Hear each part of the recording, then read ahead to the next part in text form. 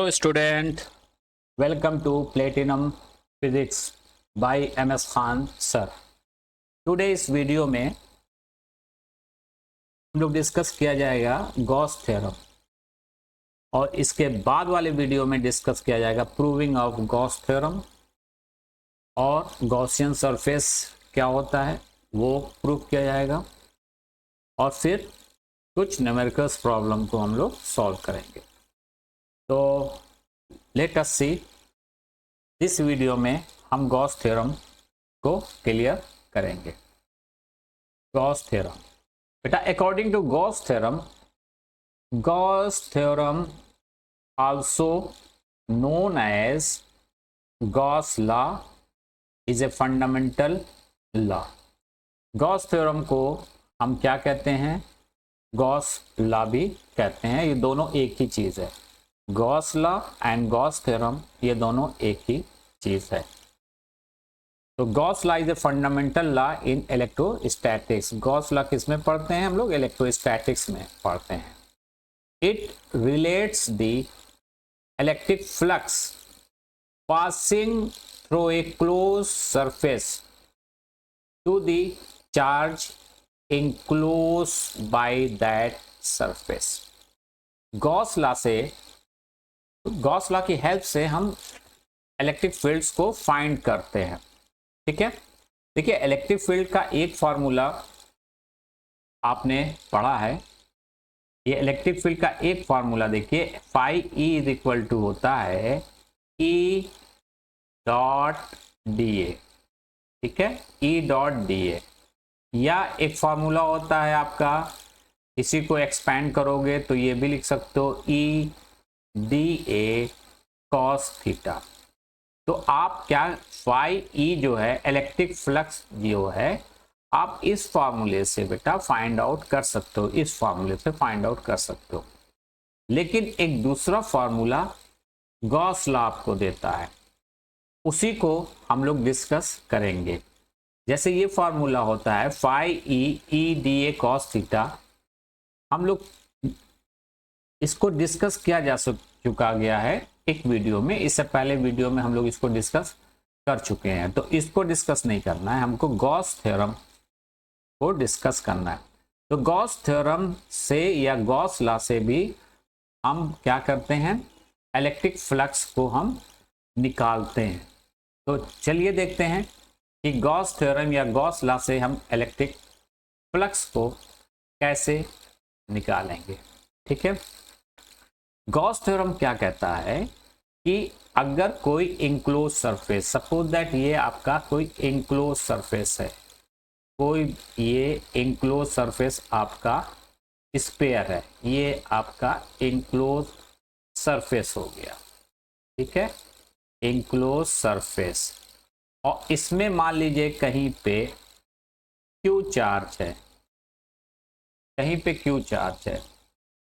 तो यहाँ पे according to Gauss theorem electric flux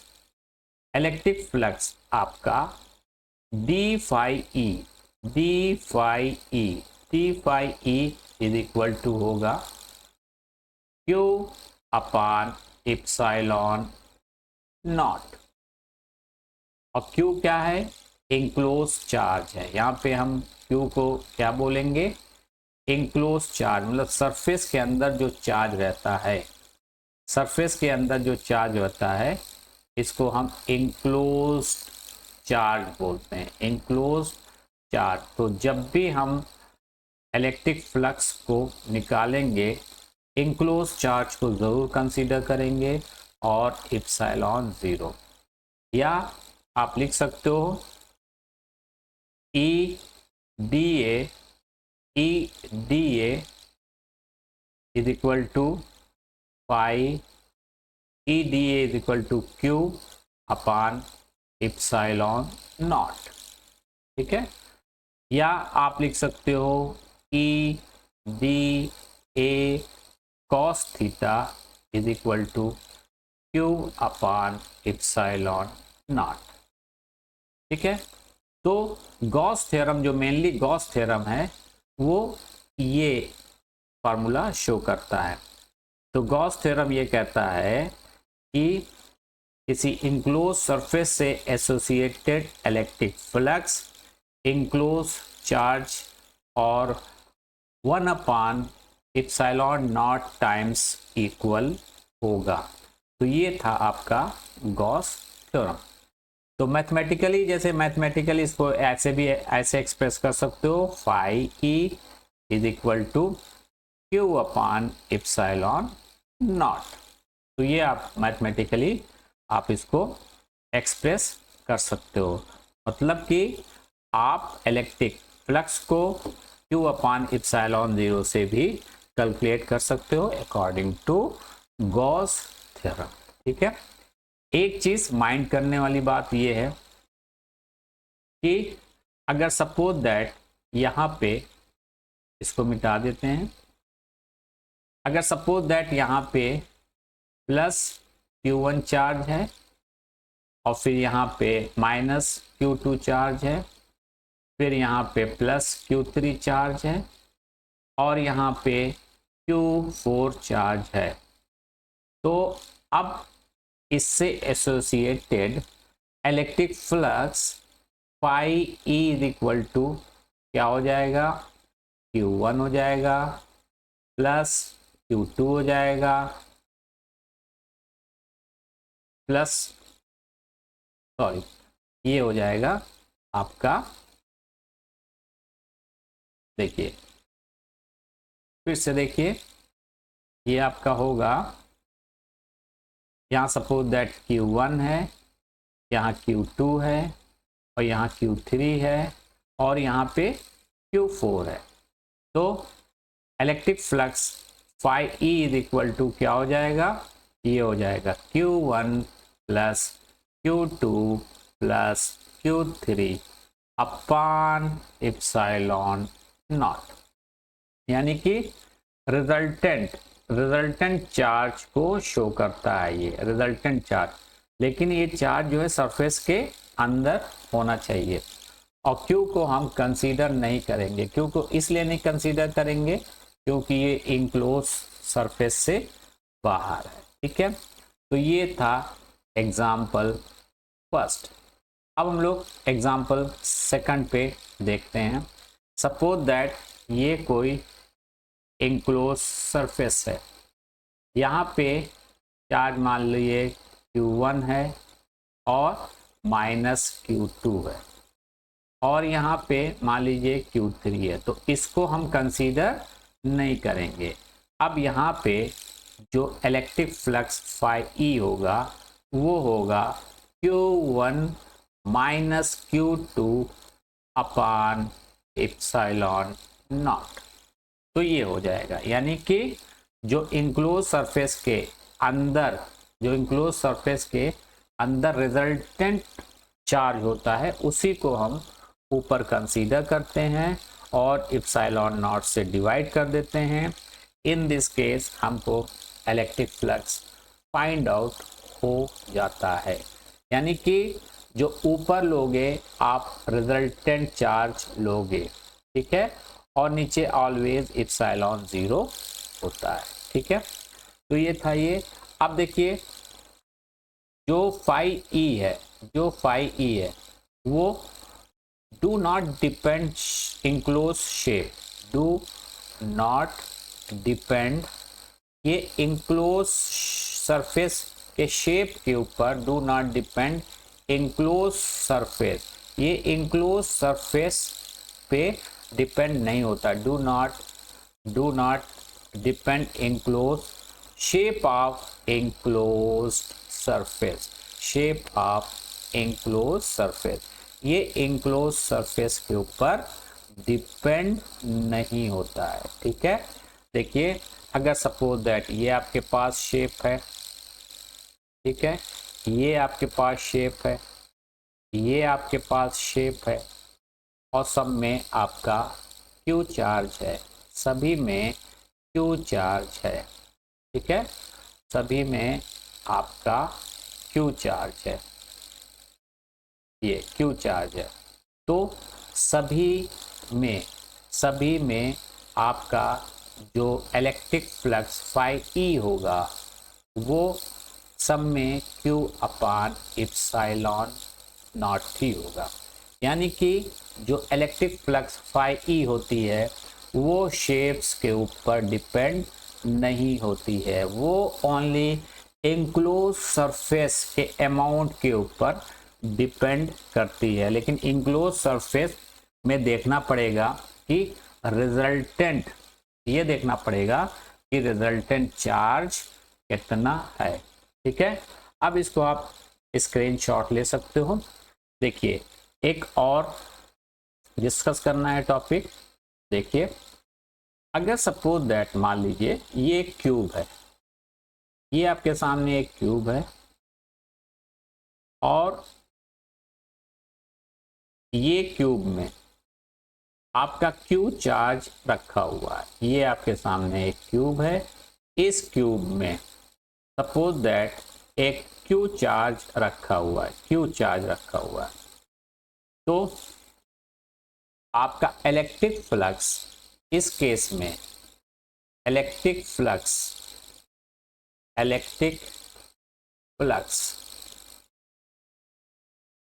due to cube, electric flux due to cube is equal to Q upon epsilon naught, ये तो होगा ही। अब देखिए, अब इलेक्ट्रिक फ्लक्स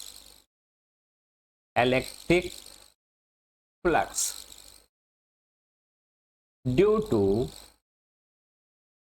वन फेस, अब वन फेस में आप निकालिएगा, चूंकि ये आपका Q अपान इप्सिलॉन नॉट है, ये पूरा 6 फेस का है, ये आपका 6 फेस का निकला हुआ है। अगर electric flux due to one face का निकालना है तो 1/6 से आपको डिवाइड करना पड़ेगा, क्योंकि इसमें पूरा 6 फेस होता है, पूरा 6 फेसेस होते हैं।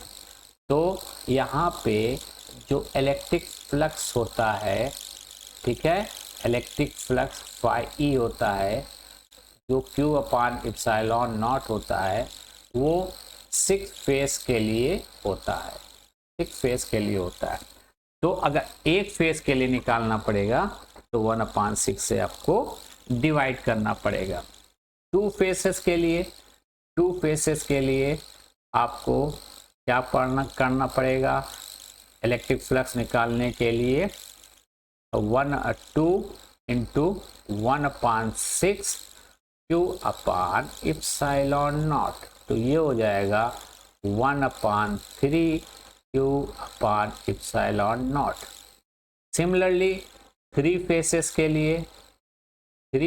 के लिए पाई ई क्या हो जाएगी, तो यही हो जाएगी 1/6 इंटू 3, ये 1/6 एक फेस के लिए, 3 फेसेस के लिए है, Q अपान इप्सिलॉन नॉट, तो ये इसकी वैल्यू हो जाएगी Q, इसकी वैल्यू हो जाएगी 1/2 Q अपान इप्सिलॉन नॉट।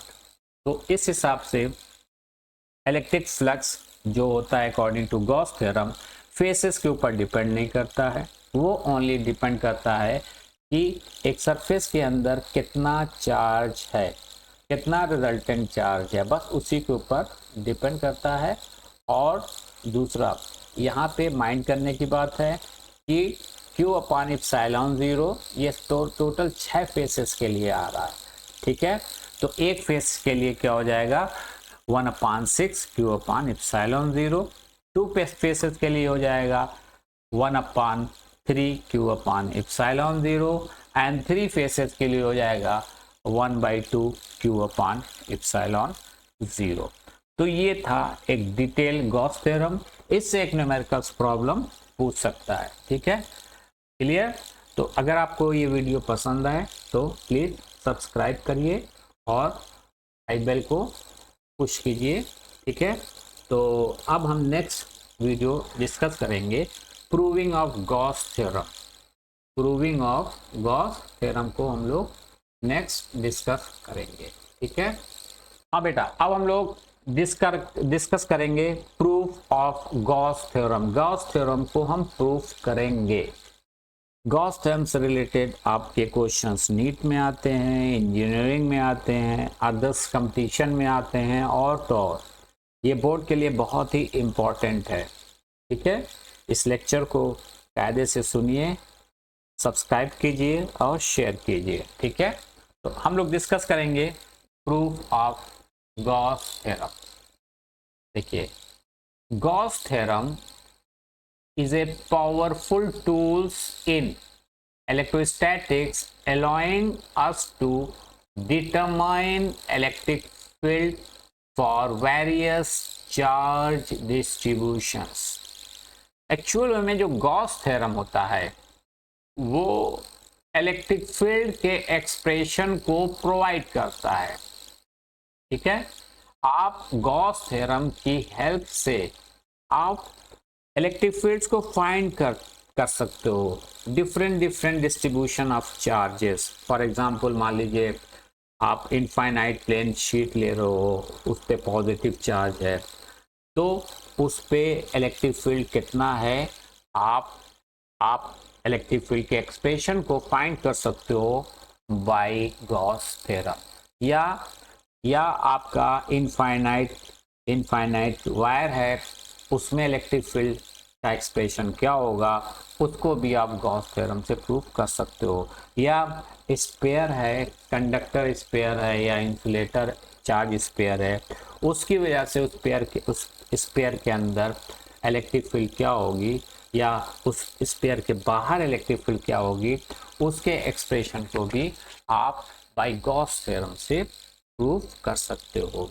तो अब हम लोग क्या करेंगे, गॉस थ्योरम को प्रूफ करेंगे विदाउट किसी देरी के। ठीक है, तो हम लोग गॉस थ्योरम को यहाँ पे प्रूफ करते हैं।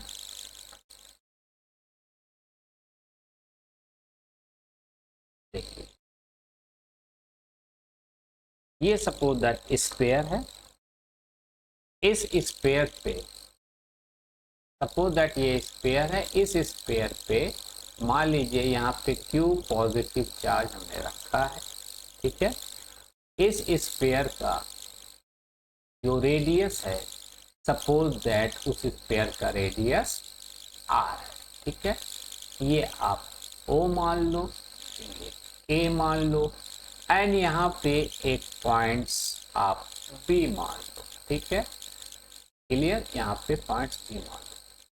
यहाँ पे एक छोटा सा हम एरिया को कंसीडर करेंगे। सपोज दैट ये एक स्मॉल एरिया को हमने कंसीडर किया, और ये स्मॉल एरिया आपका सपोज दैट DA आपका एरिया होगा, ये DA आपका एक स्मॉल एरिया होगा।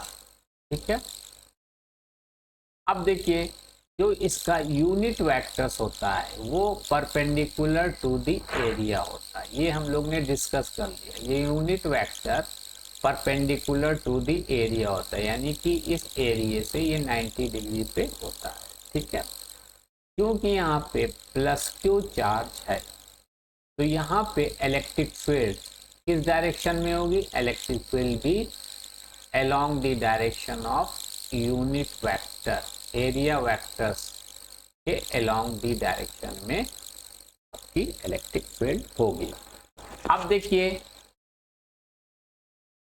वेक्टर, एरिया वेक्टर्स और इलेक्ट्रिक फील्ड के बीच जो एंगल है वो आपका 0 है, यानी कि इसके बीच जो एंगल है वो आपका 0 है।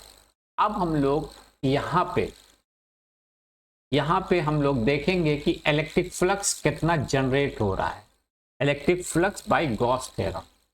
तो यहाँ पे हम इलेक्ट्रिक फ्लक्स देखेंगे कि कितना जनरेट हो रहा है। Electric flux d phi E is equal to E dot DA, ये फार्मूला होता है, ये हम लोग डिस्कस कर चुके हैं।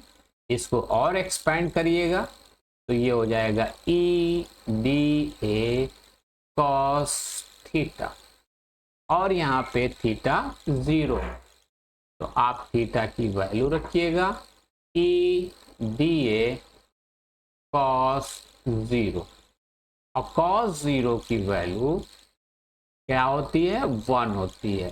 cos 0 की वैल्यू 1 हो गई, तब ये हो जाएगा ई डी ए। तो ये आपका डी फाई ई होगा। अब आपको इंटीग्रेट करना पड़ेगा, क्योंकि आप इस एरिया को इंटीग्रेट करके पूरे सरफेस के एरिया के इक्वल आपको करना पड़ेगा। इस एरिया को इंटीग्रेट करके पूरे सरफेस के एरिया को के इक्वल आपको करना पड़ेगा। देखो, इस एरिया तक लाने के लिए आपको इंटीग्रेट करना पड़ेगा। ठीक है, आपको इंटीग्रेट करना पड़ेगा। इस इंटीग्रेशन का साइन ये होता है। ठीक है, और ये जो स्फीयर होता है, सर्किल होता है, ये क्लोज सरफेस को शो करता है। ये किसको शो करता है, क्लोज सरफेस को। ये क्लोज सरफेस को शो करता है। तो अब आप इंटीग्रेट कीजिए, आप इसको इंटीग्रेट कीजिएगा। D phi E is equal to, E तो कांस्टेंट है, इंटीग्रेट क्या होगा आपका, इंटीग्रेट होगा डी ए। ये सर्किल शो करता है यहाँ पे क्लोज सरफेस को, और ये साइन इंटीग्रेशन साइन को शो करता है। तो डी फाई ई यानी डी फाई ई तो वेरी वेरी स्मॉल है, और इसको अगर इंटीग्रेट करोगे तो मैक्सिमम फाई की वैल्यू आ जाएगी। उस मैक्सिमम फाई की वैल्यू को आप फाई ई लिख सकते हो। अब देखो, ई अगर आप इसको इंटीग्रेट करोगे तो ये मैक्सिमम वैल्यू ऑफ स्फीयर को शो करेगा।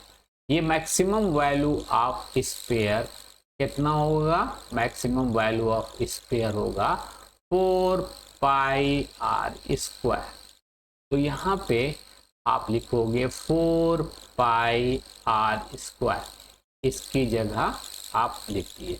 यानी कि आप एक स्मॉल एरिया को इंटीग्रेट करके पूरे स्फीयर के एरिया के इक्वल कर दिए, उसकी जगह आप 4 पाई आर स्क्वायर आप लिख सकते हो। ठीक है, अब देखिए, अब इलेक्ट्रिक फील्ड ई की वैल्यू होती है, इसके बीच इलेक्ट्रिक फील्ड क्या होगी।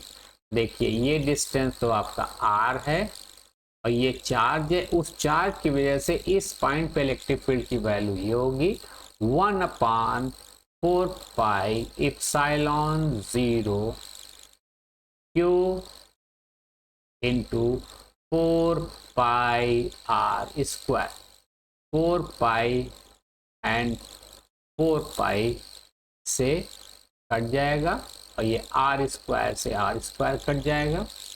तो अब आपके सामने आया E is equal to Q upon D phi E की वैल्यू आई। यहाँ पे आप फिर देखिए, थोड़ा सा माइंड कीजिए। यहाँ पे यहाँ से हम फिर से स्टार्ट करते हैं और शट, देखिए फिर से देखिए, यहाँ पे जब इसको आप इंटीग्रेट करोगे डी फाई ई, तो D phi E is equal to E integration D A हो जाएगा। ये आपका क्लोज सरफेस है, ये आपका फाई ई में कन्वर्ट हो जाएगा और ये E into 4 pi R square होगा। ठीक है, अब ई की जो वैल्यू होती है 1/4 pi epsilon 0 Q by R square होती है। तो ये वैल्यू यहाँ पे हम पुट कर देंगे, तो आपका pi E is equal to 1/4 pi epsilon 0 Q by R square into 4 pi R square.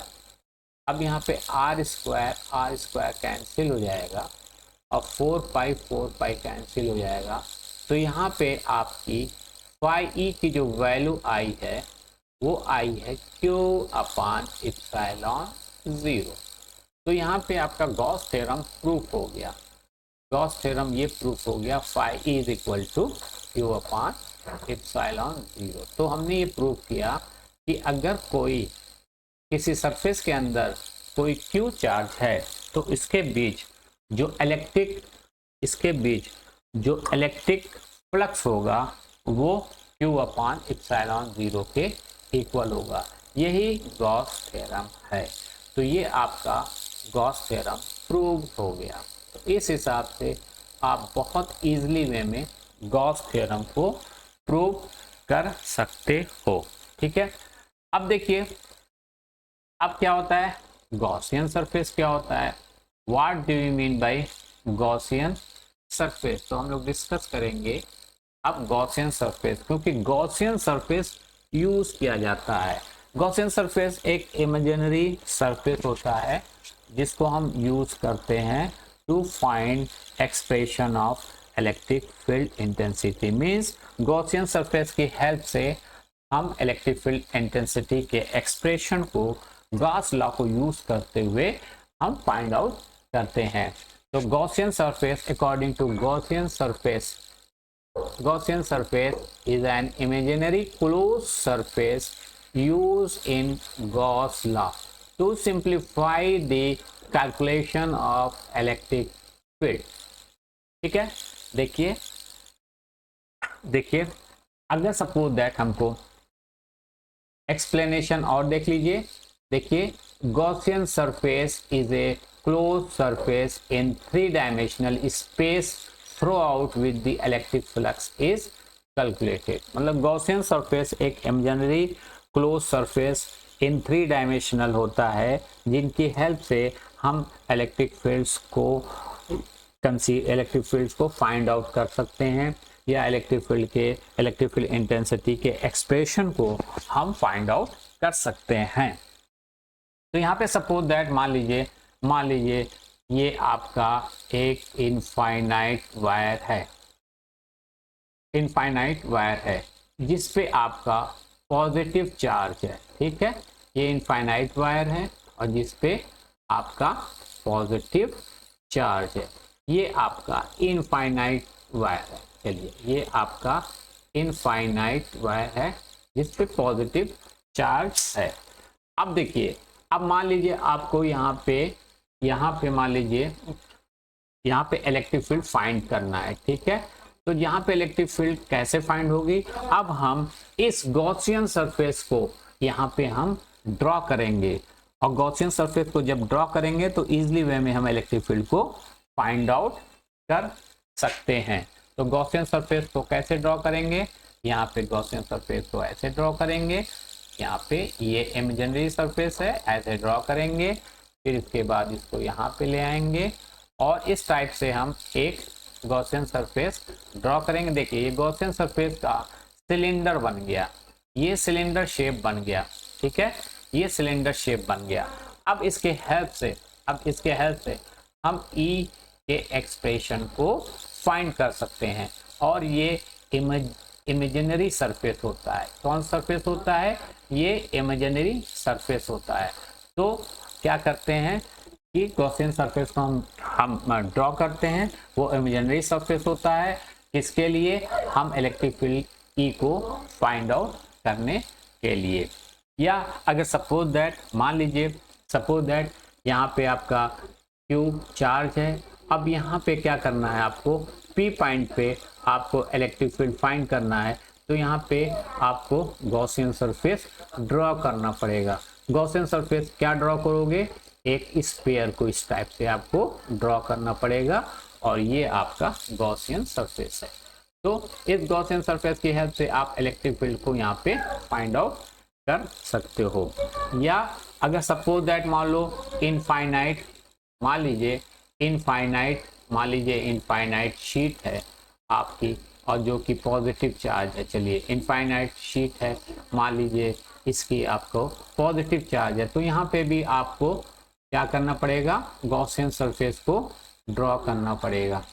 तो यहाँ पे गॉसियन सरफेस आपको फिर सिलेंडर को ड्रॉ करना पड़ेगा। ये इस टाइप से आप गॉसियन सरफेस ड्रॉ करोगे, ये आपका गॉसियन सरफेस हो गया। तो गॉसियन सरफेस वो डिपेंड करेगा कि आपको किस शेप ऑफ बॉडी की इलेक्ट्रिक फील्ड फाइंड करना है। अब देखिए यहाँ पे सिलेंडर है, अब यहाँ पे इनफाइनाइट वायर है, उसके लिए आपको सिलेंडर गॉसियन सरफेस ड्रॉ करना पड़ेगा। और यहाँ पे मान लीजिए पॉइंट चार्ज Q है और उससे कुछ r डिस्टेंस पे आपको इलेक्ट्रिक फील्ड फाइंड करना, तो उसमें आपको स्फीयर को Gaussian surface as a draw करना पड़ेगा।